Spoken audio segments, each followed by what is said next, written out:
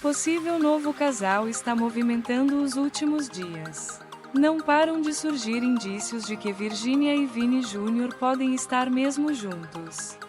Uma interação entre os dois e uma foto das filhas da empresária com o irmão do craque do Real Madrid aumentaram ainda mais os rumores e as provas de que não deve demorar muito para um namoro ser assumido. Sem ligar muito para os boatos sobre a relação, o jogador e a loira evoluíram nas interações e Virgínia deixou um comentário numa foto do atleta. NUU, escreveu, em uma gíria que significa algo como nossa. Vini respondeu com um emoji de coração.